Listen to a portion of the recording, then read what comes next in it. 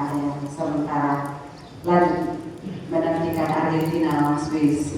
Pagi hari ini ada bola yang terlepas nanti di final Bapak Mama siapa lawan siapa. Tapi berbicara tentang hidup ini kadang seperti pertandingan sepak bola itu sulit diprediksi. Saya pendukung Jerman Bapak Mama. Pendukung Jerman itu salah satu tim kuat tapi pulang kampung, ya, sudah pulang kampung. Ya, saya belajar bahwa seperti prediksi kita tentang sepak bola yang bisa meleset. Ya. Seringkali juga kita membayangkan hidup tanpa tantangan atau masalah atau cobaan. Tapi nyatanya semua bisa terjadi di luar apa yang kita prediksi. Kita mau semua sesuai harapan kita, namun terkadang yang kita temukan adalah kesulitan-kesulitan, pencobaan-pencobaan yang kita alami. Bapak Mama itu juga kehidupan yang orang percaya di abad pertama, yang terasa seperti pertandingan yang sulit diprediksi. Hanya karena mereka menjadi Kristen, lalu mereka harus menderita. Mereka pikir menjadi Kristen justru itu sesuatu yang membuat mereka bebas dari penderitaan, tetapi ternyata mereka hadapi banyak penderitaan, banyak pencobaan.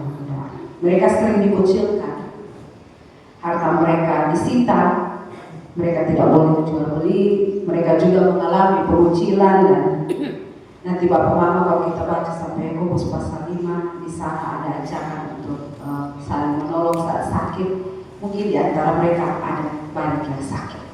Nah, Bapak Mama awal mula penganiayaan terhadap orang-orang Kristen pada waktu itu terjadi ketika Stefanus mati dirajam batu oleh orang Yahudi. Sejak saat itu mulai orang-orang Kristen dianiaya, mereka tersebar ke seluruh Yudea dan Samaria.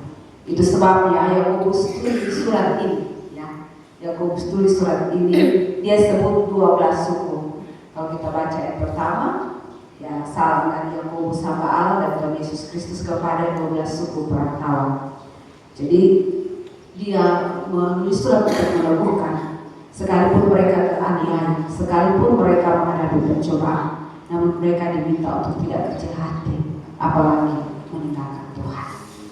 Nah, Bapak Mama, karena itu mari kita perhatikan Yakobus bilang begini. Anggaplah sebagai suatu kebahagiaan apabila kamu jatuh dalam berbagai cobaan. Berbagai pencobaan. Rasanya ini sesuatu yang sangat tidak biasa. Ya. Kenapa? Siapa yang mau susah, Bapak Mama? Ada di sini yang mau susah? Siapa yang mau hadapi tekanan? Siapa yang mau berkurang? Tidak ada. Lalu kita dengar anggaplah sebagai kebahagiaan. Rasanya sulit, tapi mari kita lihat bahwa firman Tuhan tidak akan pernah salah menuntut kita kepada kehidupan yang benar. Kita diajak untuk berbahagia dalam pencobaan. Pertanyaannya, pencobaan ini apa? Apa maksud kita berbahagia dalam pencobaan? Dalam teks ini kita perlu belajar apa yang dimaksud dengan pencobaan di sini. Nah, dalam Alkitab pencobaan itu pakai kata perasmos. Itu dia mempunyai dua arti. Dalam perjanjian baru itu yang pertama itu sesuatu yang menjatuhkan kita, yang datangnya dari setan. Itu pencobaan. Itu yang kalau kita baca kisah Yesus dicoba di padang gurun, itu pencobaan yang datang untuk menjatuhkan kita. Nah, kedua sesuatu yang menyucikan, mengangkat dan menguatkan kita, dan biasa disebut ujian. Gitu. Kalau begitu, apa yang dialami, apa yang disebutkan dalam teks ini tentang pencobaan, itu dia mengandung pengertian yang kedua, arti yang kedua. Jadi pencobaan di sini adalah ujian dalam bentuk kesukaran dan penderitaan yang menyerang jemaat yang dilayani Yakobus, dan itu datangnya bermacam-macam. Tadi sudah saya sebutkan, mereka kita perhatikan 1 ayat 9 itu mereka mengalami permasalahan ekonomi, mengalami permasalahan keuangan, penganiayaan sosial dan penyakit. Nah, pencobaan-pencobaan inilah yang harus dipertimbangkan oleh orang percaya sebagai alasan bersuka cita, karena pencobaan-pencobaan ini merupakan ujian terhadap iman mereka. Jadi pencobaan-pencobaan atau kesulitan yang dimaksudkan bukan yang dicari-cari ya, bukan yang mereka cari-cari sendiri, tetapi yang datang untuk menemukan iman mereka. Yang dimaksudkan di sini bukan yang dicari-cari. Misalnya kita sudah tahu kalau minum itu berlebihan, tapi masih mau minum sampai mabuk, lalu jalan celaka jatuh, lalu kita bilang ini pencobaan dari Tuhan. Ya. Jadi kita butuh ketekunan, bukan, kita butuh pertobatan, butuh pertobatan. Nah, Bapak Mama, lalu bagaimana cara menghadapi pencobaan itu, ujian itu? Pertama, Yakobus bilang anggaplah sebagai suatu kebahagiaan. Kata anggaplah merupakan istilah yang berarti mari menilai dengan benar. Ya. Menilai dengan benar apa maksud pencobaan. Karena pada hakikatnya pencobaan itu akan menghasilkan sesuatu yang positif bagi yang bersangkutan. Itu berarti bukan pencobaan itu harus kita anggap sebagai suatu kebahagiaan atau berkah, tetapi hal-hal baik yang akan dihasilkan oleh pencobaan itu seperti ketekunan dan kesucian itulah yang harus kita nilai dengan benar. Yakobus tidak sedang berkata bahwa kesulitan itu enak. Dia tidak sedang berkata bahwa sebab apa pencobaan itu enak. Ia sedang mengajak orang percaya pada waktu itu untuk melihat bahwa di balik ujian hidup ada proses pembentukan yang Tuhan kerjakan. Dalam iman Kristen, ujian itu merupakan ruang untuk dapat memulihkan iman. Ujian memperlihatkan apa yang sungguh-sungguh kuat dalam diri kita dan apa yang masih rapuh untuk dibentuk Tuhan. Dengan kata lain, ada maksud Tuhan supaya iman kita bertumbuh, supaya kehidupan kita bertumbuh. Kalau begitu, panggilan untuk anggap sebagai kebahagiaan, anggap pencobaan sebagai kebahagiaan adalah panggilan untuk belajar menerima dan hadapi pencobaan. Berhenti menyalahkan keadaan, tapi ambil langkah iman. Ya. Ujian itu membuat orang naik kelas. Kita semua di sini pernah sekolah, kita tahu ujian dulu baru kita naik kelas. Nah, Bapak Mama saya lanjutkan. Kedua, mengapa orang Kristen harus diberi kebahagiaan setiap kali ketika ia diuji? Yakobus berkata bahwa ujian terhadap iman itu menghasilkan ketekunan. Proses pengujian akan menghasilkan ketekunan. Nah, ketekunan ini kata yang sering muncul dalam perjanjian baru yang menyatakan kemauan bertahan dalam menghadapi kemalangan, penderitaan, dan penganiayaan. Jadi, Yakobus berkata bahwa ujian terhadap iman itu menghasilkan ketekunan. Ketekunan yang dimaksud di sini bukan sikap pasif. Ketekunan itu bukan kita diam tanpa harapan. Ketekunan adalah kekuatan batin untuk tetap berjalan bersama Tuhan ketika keadaan berubah. Ketekunan adalah keberanian untuk terus belajar ketika hasil belum kelihatan. Ketekunan adalah kesediaan untuk diproses, bukan memaksa semua hal terjadi secara cepat. Ujian-ujian yang terjadi dalam kehidupan orang percaya itu menghasilkan ketekunan, dan ketekunan di sini adalah kesediaan untuk diproses dan kesediaan untuk tetap bertahan sekalipun keadaan berubah. Nah, Bapak Mama, di zaman sekarang ini penting sekali untuk kita dinasihatkan atau kita memilih kehidupan untuk bertekun. Karena kita hidup di zaman yang syarat dengan budaya instan. Ya, apa-apa mau cepat, apa-apa mau segera jadi, apa-apa mau harus ada sesegera mungkin. Dan terkadang orang bisa pakai cara-cara yang tidak berkenan di hadapan Tuhan untuk dapat itu. Ya, terlalu banyak hal kita temui dalam kehidupan kita. Ada makanan instan, informasi instan, popularitas instan, gelar instan, sukses instan. Ya. Dunia seperti berkata cepat itu hebat, padahal tidak semua yang cepat itu sehat. Ya, ada orang kesehatan di sini. Kalau kita makan mie tiap hari, mie itu kan instan, cepat tinggal ambil rebus. Kalau makan tiap hari, ya, itu akan membawa hal yang buruk bagi kesehatan kita. Nah, Bapak Mama, orang yang tekun dalam beriman yaitu yang tidak mudah putus asa, yang diproses demi proses sehingga ada kedewasaan dan kematangan. Di dunia ini Bapak Mama, sekalipun kita hidup di zaman yang instan, tidak ada yang terjadi secara tiba-tiba. Ya. Kalau misalnya kita menanam, menenun, semua itu ada proses. Inilah yang dimaksud dengan ketekunan. Ada seorang penemu namanya Thomas Alva Edison. Dia ditemukan di Milano. Dia buat percobaan untuk menemukan lampu pijar. Bapak Mama tahu dia buat percobaan selama berapa kali? 40. Berapa Mama? Ya, sampai 1000 kali. Dia tidak menyerah. Dia mengatakan ia bukan gagal 800 berapa kali itu, tetapi dia menemukan sebanyak cara yang tidak berhasil. Dia temukan, dia bilang dia tidak gagal 1000 kali, tapi dia menemukan cara 1000 cara yang tidak berhasil. Itulah ketekunan. Orang yang terus berusaha akan tahu cara menyelesaikan masalah. Kira-kira begitu Bapak Mama, dan kita lanjut.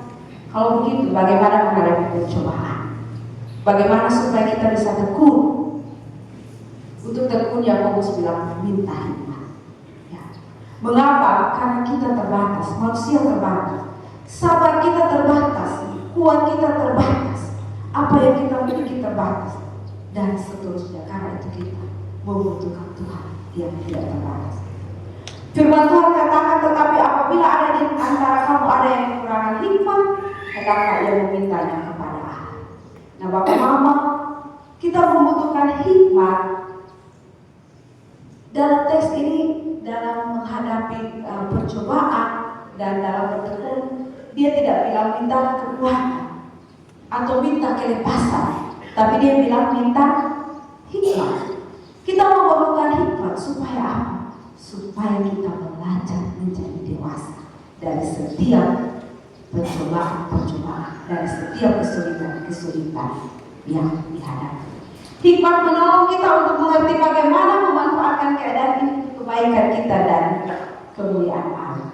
Dan dengan hikmat, pencobaan tidak membuat kita terbenam dalam kemarahan, kekecewaan, putus asa. Ya, kalau ada sesuatu terjadi di luar prediksi kita atau sesuatu terjadi yang membuat kita hidup dalam kesulitan, kita bisa marah, kecewa, putus asa. Ya.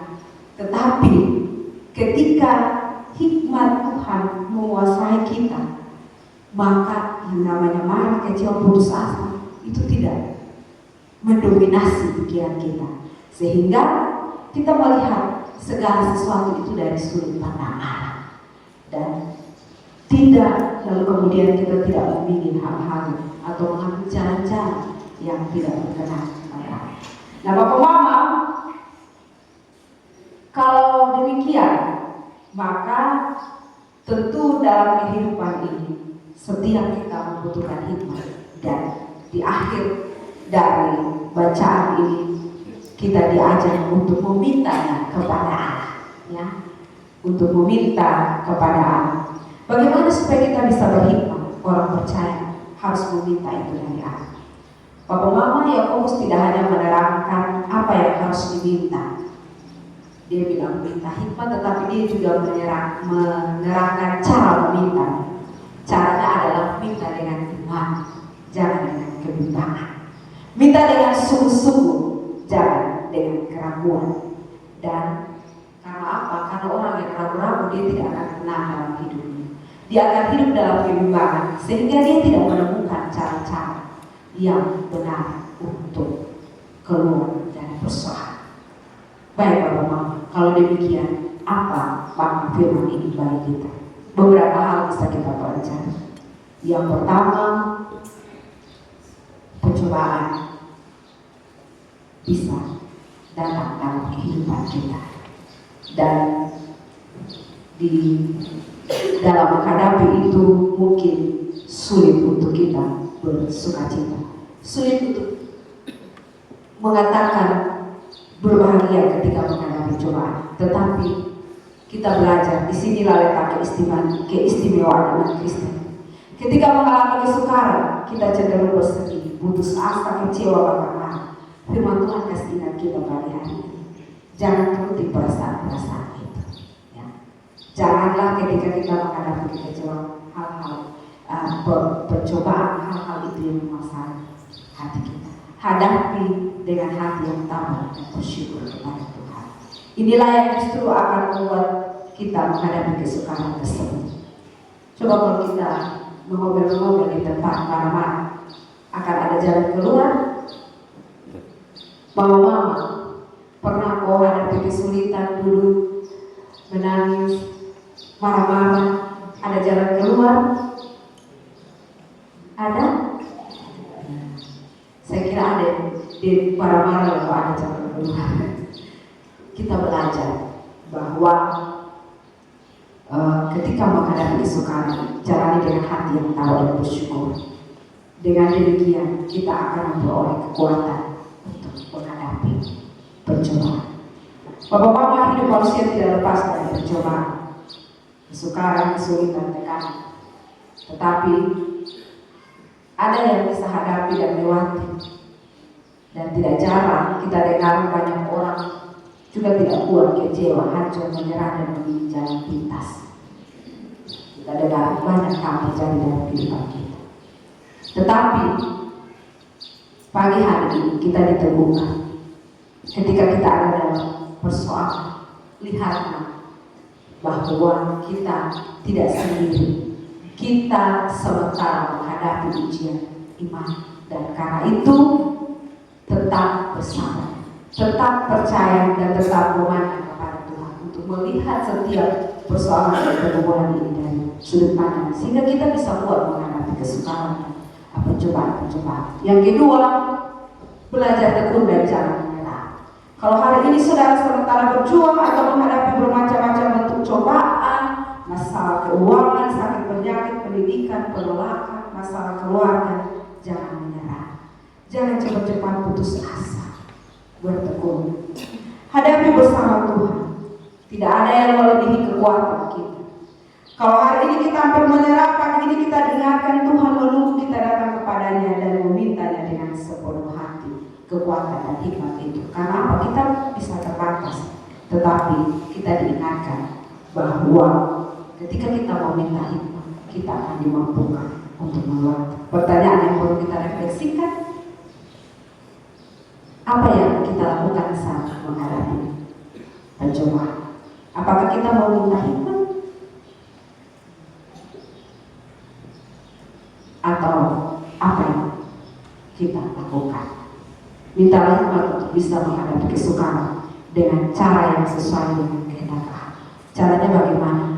Datang dan berdoa kepadanya. Bapak Mama, pagi ini di minggu kedua bulan pendidikan, saya mengajak kita untuk berefleksi. Biasanya bulan-bulan begini banyak orang tua pusing ketika ini memikirkan biaya sekolah. Anak-anak kita membutuhkan pendidikan, menyekolahkan anak membutuhkan ketekunan. Kadang uang sekolah belum ada, kadang masih sedikit. Kadang kita harus berjuang jiwa. Kita perlu kerja keras lagi agar anak-anak bisa sekolah. Tantangan cari sekolah juga tidak mudah. Kalau ada uang, tapi mesti cari sekolah juga tidak mudah. Berjuang untuk masuk di sekolah-sekolah yang unggul yang kita harapkan tidak mudah. Tapi jangan menyerah. Setiap lembar buku yang dibeli, setiap uang sekolah yang dibayar akan menghasilkan buah pada waktunya. Begitu juga anak-anak. Kalau orang tua sudah bekerja keras, kalian juga harus belajar tekun. Tekun itu apa tadi? Kita tidak menyerah, tidak gampang putus asa. Jangan cepat bosan, jangan cepat menyerah.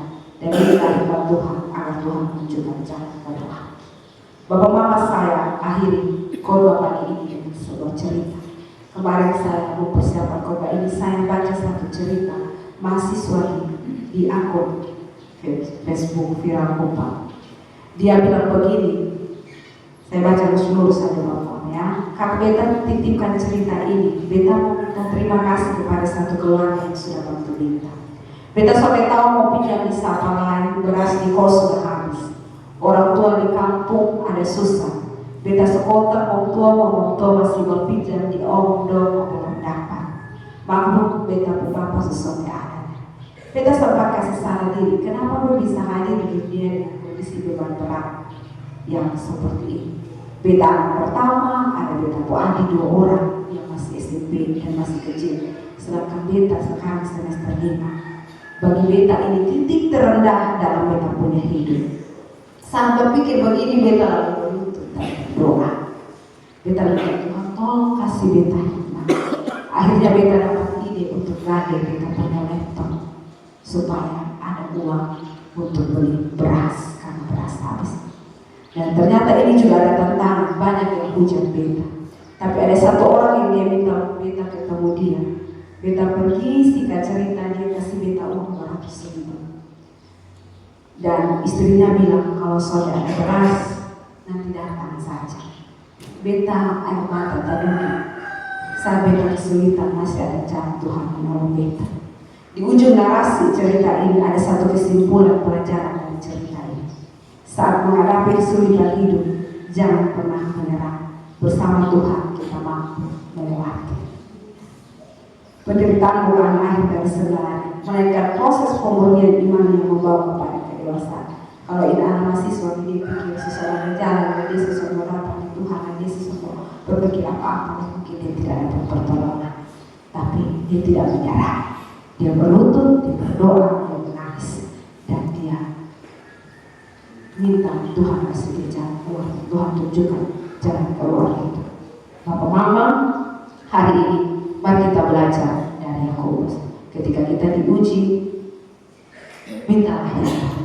Ketika anak-anak menghadapi tekanan pendidikan, mintalah hikmat dari Tuhan supaya dengan hikmat itu kita sungguh-sungguh tekun berjuang dan menggapai masa depan. Terakhir tentang bola kembali. Siapa yang tekun kerja keras, berlari tanpa henti, menahan bola, mencetak gol, berlari selama 90 menit atau tambah 120 menit lagi kalau tambahan waktu atau tambah lagi penalti, dia pasti akan juara. Ya, kalau mau tidak mungkin yang jalan-jalan tidak berusaha tiba-tiba gol, tidak. Yang tidak menyerah sampai menit terakhir, dia akan menang. Ya. Yang tidak menyerah sampai menit terakhir, dia akan menang. Tuhan menolong kita semua. Tuhan memampukan kita semua. Tidak ada pencobaan yang melebihi kekuatan kita. Amin Bapak Mama, tidak ada. Tapi Tuhan ngajak kita semua untuk meminta hikmat daripada dan bertekun. Ketekunan pasti akan menghasilkan. Bapak Mama hari ini tekun dengan anak-anak. Biar ketong kerja sampai setengah waktu. Biar ketong pilih sawah lada. Tuhan melihat ketekunan kita akan ada hasilnya. Anak-anak tekun.